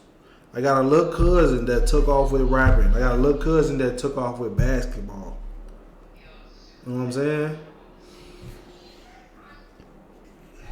Why not the whole family wasn't supporting him? The whole family wasn't supporting him. And there's reasons behind everything, but why? Why wasn't the whole family supporting these particular people? These was the talents. These was the great talents. And why don't we support other talents? When we see a talent, let it be known so people can support it. You know what I'm saying? Everybody have to support it. Everybody got to be on board. You know what I'm saying? Because a lot of shit don't work without everybody supporting it, man. It's very rare for a person to succeed without little to no support. So, and the people that do succeed, they never look back. So, my message to the family is, whoever got a great talent and they're exploring that great talent, everybody get behind them. Everybody, I don't give no fuck. Get behind them, share every fucking thing, post everything, buy they shit, like they shit. You know what I'm saying? Cause by you liking a celebrity shit, they not gonna do shit for you. Support your own, man. Cause these the people that's probably gonna propel you to the next level in life and change everything. So get behind the talents, man. It's that simple. If any motherfucker in my family is talented and they doing their thing, let me know. I'm gonna get behind that. I'm gonna share that. I'm gonna post that. I'm gonna come on the stream, do an interview. Whatever you wanna do, we can do it. All to the whole young generation out there. Y'all, if you sing, if you dance, if you motivational speak, you know how to debate, you know how to turn a fucking pen into a paper plane, whatever you know how to do. Come on stream and do it, man. So I have to ask you this because I know growing up, a lot of people look up to you. I know for me being around you for a long time, I know that you are a leader. You lead people, not that they follow, but they follow you because they see like you great. You like I said, everything you touch turns to gold. And as you have like 9, 10 nephews, they love you to the utmost. Please like get them real great advice today. They probably see this screen, they know they're watching this screen. I know you love them to the utmost. So for your nephews, which that is in your immediate family, get them some good advice, either whether it's bad or good. Tell them how would you want them to see them? Like none of that's your age. Like most of them is your age now.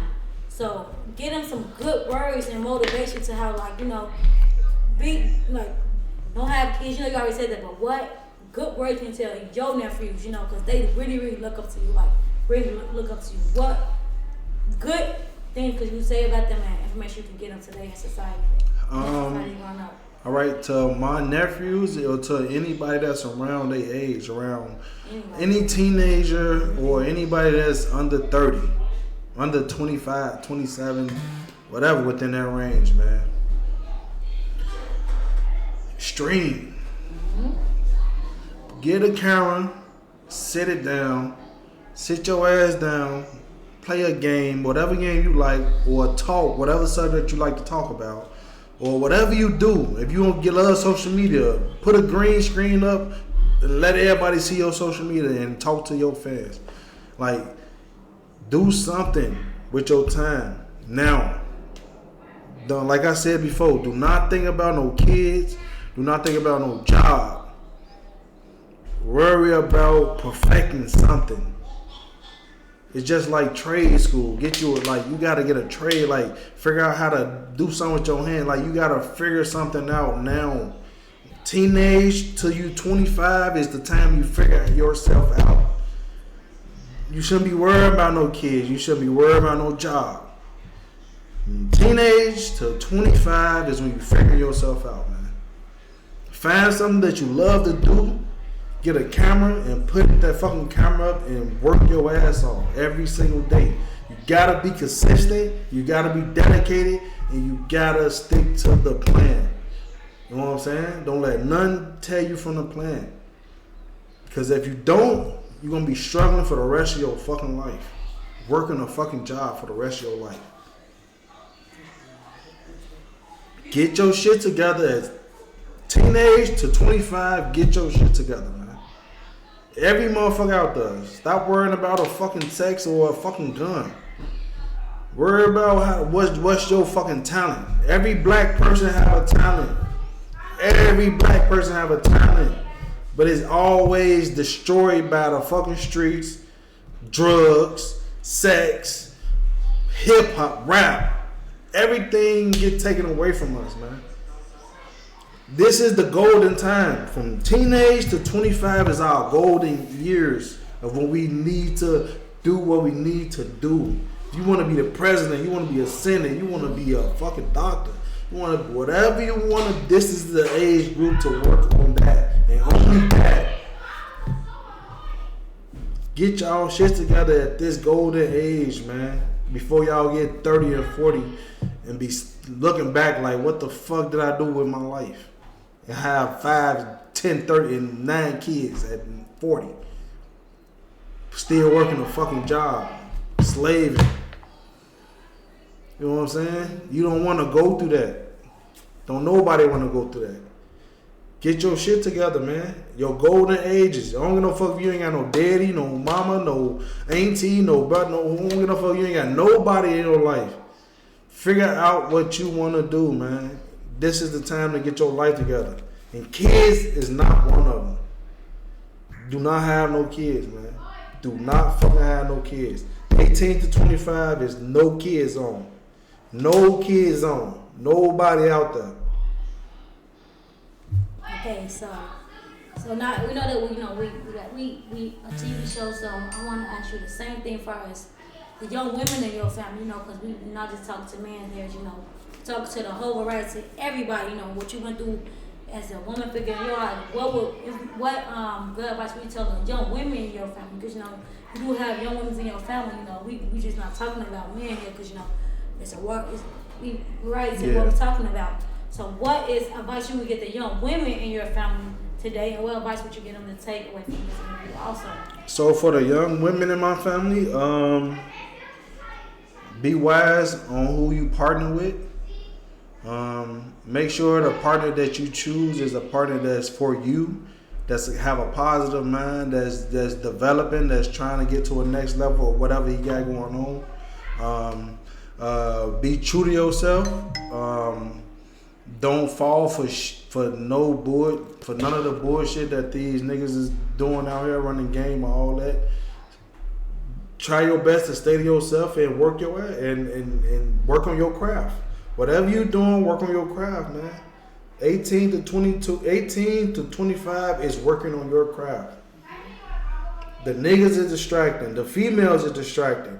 All this is distracting. Weed, pills, liquor, fucking hip hop, rap, all this shit is distracting at 18 to 25.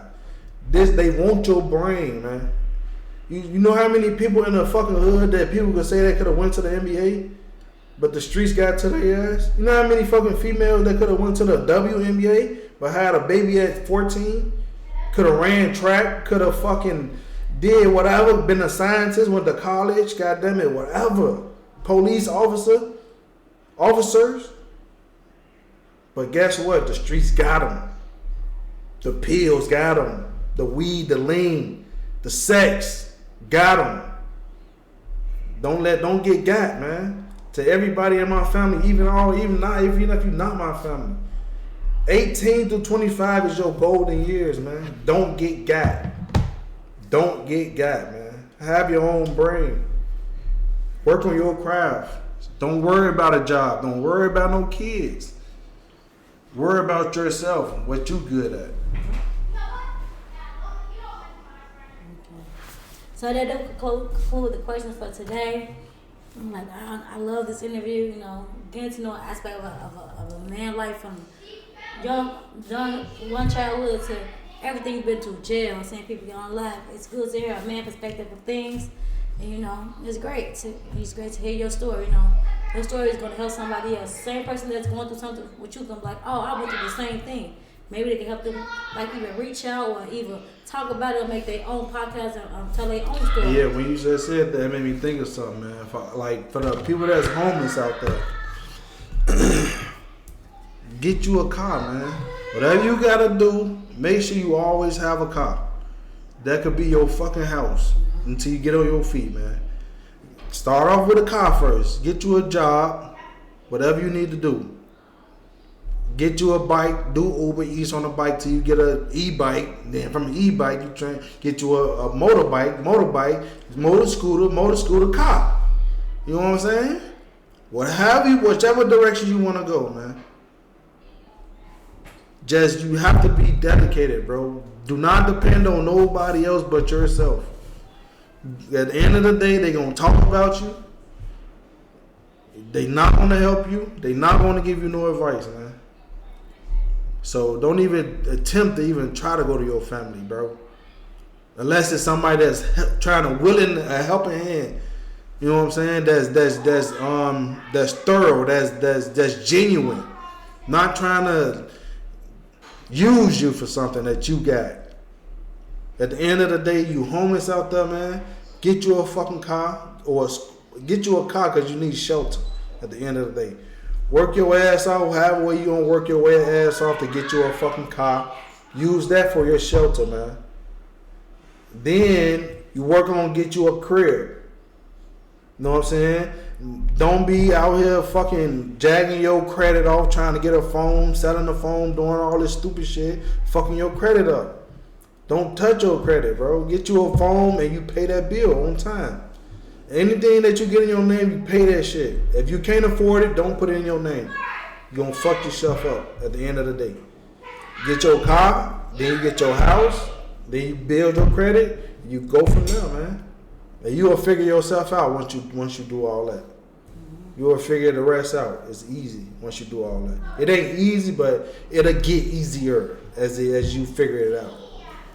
Car, then you figure everything else out. You need shelter. You can't be sleeping in the streets. You need shelter. You don't want to go to no shelters because at the end of the day, I went to like 4-5 shelters and I left right back out the motherfuckers. Each and every one of them, I left right back out. I did not stay. I would have rather slept in a park or some shit than slept in a shelter. So get a car for your shelter, then you move from there, man. Then you get you a house, a studio, $500 a month. You know, start from there. Build yourself. Stay away from fuck niggas, fuck bitches. Stay away from fuck shit, everything. Fuck shit. Goofy shit. Anything that pull you down, stay away from it. Focus on what you need to focus on. And I'm like, probably like the young side today, they gonna feel like people gonna judge them for being homeless, you know. But like I said, at that time, you gotta have a I don't give a fuck man, you know. If I have to sleep in my car and my family knows this, I don't give a fuck. Yeah. Because you got a crib. Like you said, you're not offering a helping hand. Why the fuck do I give a fuck what you gotta say? Facts. But this society today is they living in, they get too much about their character or what people think. So most people, they'll rather go live with somebody or even probably be on the corner asking for change because they how can I say it? They self-esteem and more different to us growing up. Like they don't know the fact that like go get a car. Like you said, that's what I just told go them. get them. But right now they too much in their head. Social media too busy. They feel like somebody gonna take a picture of them sleeping in their car. Or somebody gonna find them home. Or somebody gonna know they got no job. So to respond to that is you don't gotta be in the hood. Exactly. Go up all far north or go far north. Go far north you can. You know what I'm saying? Go by a police station somewhere. Go by, you know what I'm saying? You gotta find spaces that you feel comfortable, bro. You can't be sleeping in your car in the hood. Like that's a big no. Never sleep in your car in the hood. You gotta go out, man. Go out to a great neighborhood where you see white motherfuckers running and jogging, walking their dogs or some shit. That's where your sleeping spot gonna be at. Your sleeping spot is not gonna be in the hood, but where you at or where you grew up at. Your sleeping spot is gonna be somewhere up north, far away from everybody, type shit. And I want to tell the people today, like you know, like you feel like you can't like some people probably homeless right now, either in his family or my family. They ain't gonna tell us, like Deshaun said. People gonna go around your back and talk about you. Mm-hmm. You see some motherfucker sleeping in this guy, he homeless. He ain't trying to get him. He this and all that. So, like, I'm telling y'all right now, don't give a fuck what your family got to say. They gonna talk about you anyways. One thing I learned about family, they gonna talk any fucking way. And then, like I said, do what you think best for you. If you gotta go do this, sleep in your car, do that. And then, like what Deshaun said, he been there, he done that. And look at him now. Been there, done that. This is a prime example of how you can come from the bottom and raise up to the top. Homeless is jail, have a kid at a young age. So, don't let that dictate none of your future because you know this can be a stepping stone. You know you're gonna cry, you're gonna be sad, you're gonna go through depression, you're gonna go through everything during that time. But as you in that car thinking being homeless, everything eventually gonna click together. You're gonna be like, oh yeah, it's time for me to go get this. It's time to go get this. But you're gonna be in your car crying, lonely days, sleeping in the car. Why this me? Why I'm going through this? Why this and all that? Like Deshaun said, because my parents are telling me to go get a job. My parents, they love to see when I'm, like, they happy. Some parents be happy for your downfall. You know, I'm telling y'all, not just family. That's a fact. People, they love your downfall, so they not going to tell you. I'm sorry. I don't give a fuck because they going to ask you, oh, you okay? When they see you, they want to see how you looking. You got some money. Is you dirty? They going to see, like, how your mental is. And then so you go, she was just outside with us, ain't got no place to stay. Or he was outside without a place. He homeless. That's why people today don't tell people what they're going through. There's probably a whole lot of people homeless in our family right now today. But they are scared to come to us family because that's the most people that talk about you today. Yeah. And then when they do talk about you, do hear it, that's going to crush your soul. You're going to be a crying like, what? I thought this person going to help me. I thought they're going to give me some motivation to speak. But you right here, the main one that's crushing me. And then when they crush you, they're going to turn you back to zero. When you was at like a foul, like, then you're going to be like, oh my God. You know, then you deep down in your depression. You deep down think like, you aren't even thinking about getting no crib, getting no job. You thinking what's in your head mentally, you homeless. So family today, help people. Help people in your family. Encourage them. If they are homeless, encourage these people to do better things. You know, if you want you when you was growing up, staying house to house, that's being homeless. If you love somebody else, encourage them. Don't do that. Get a job. You know, if you is homeless, like Deshaun said, go do Uber Eats. To do better things, you know. So stop discouraging your family. Stop talking about them. Where they homeless or not, you don't know what predicament they in to go through this predicament. You know, it ain't even about helping them, giving them money. It's about motivation and speaking gifts and everything. You tell me like it's okay. You connect with them one-on-one about what you're going through. It impacts them a lot. Right. Like I'm sorry, I apologize. You know, maybe I can help you right now. You know, I can give you a place to stay, but you gonna get through this. You know, God gonna get you through this. You know, keep your head up. Not we don't want that. People like society today, like these young folks, be encouraged, pray up, Sometimes it's okay to pray to God, God is our faith, having faith is a good thing. Sometimes all the things that you have being homeless, and sometimes that's all you need. Like I said, sometimes you can't have families to look up to, sometimes you have yourself, but don't let that be your future. You're gonna go through it. Everybody go through things. I'm telling you, people don't tell all their business. Everybody go through things. Right. So if any family member out there that's going through any homeless situation or anything like that, y'all can always feel free to reach out, man. To me, you always feel free to reach out, man. For real, because I done been through every situation possible. I done been through everything in the hood except being shot, which I don't want to go through that. So everything you can think of, I done been through except for being shot. You feel me? So, and I'm not gonna judge nobody, man. I'm gonna give you motivation. I'm gonna give you words of wisdom. I'm gonna lead you in the right direction, man. Facts. So yeah, don't be afraid to reach out, man. I'm telling everybody this. No, ain't nobody. I couldn't see no video when I was homeless of my cousin saying reach out to me. If I'm going through this, I'm going through that. You know what I'm saying? Or nobody, uncles, nobody. You feel me? And one day, reach out. If you're going through that shit, reach out, man. Like the song say, you all you got. It's like sometimes you all that you got when you're going through that stage. I'm telling you, you don't got your family. They might be there, think you got them, but they don't got you at all. All you got. When you was born, you was one in this world by yourself.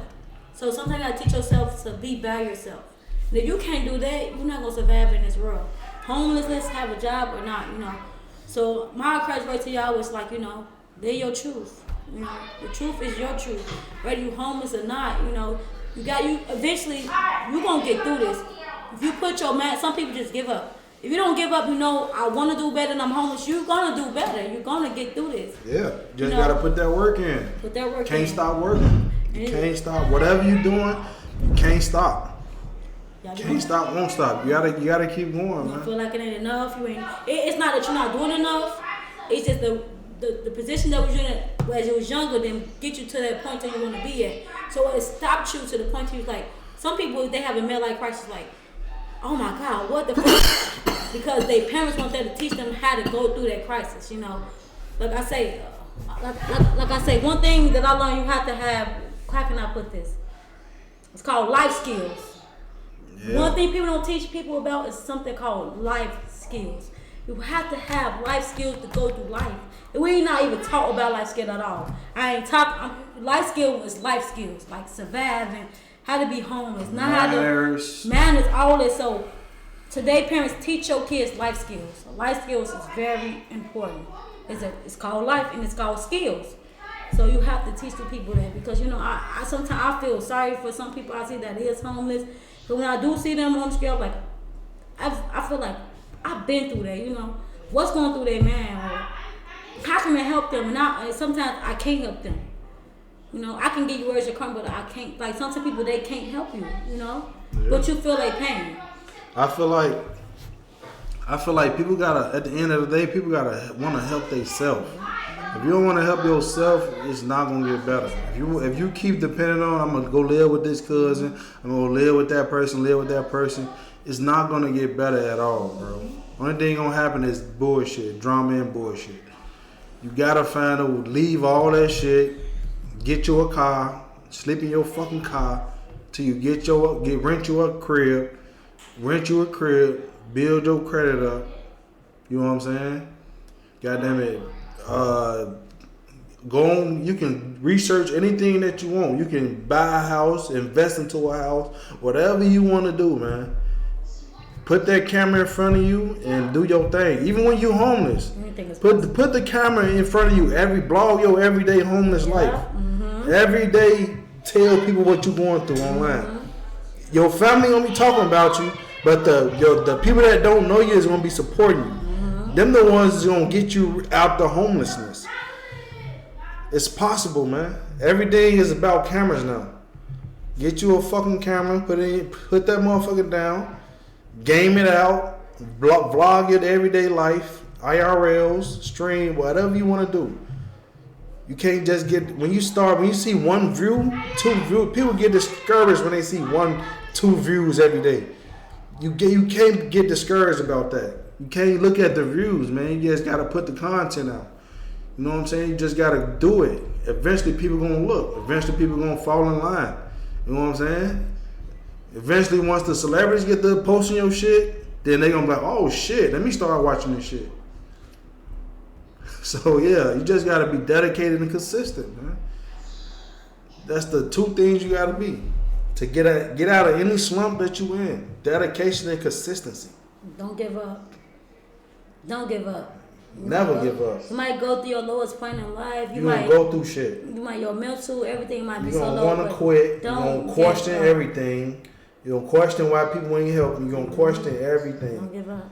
But the main thing is you gotta be consistent and dedicated. Mm-hmm.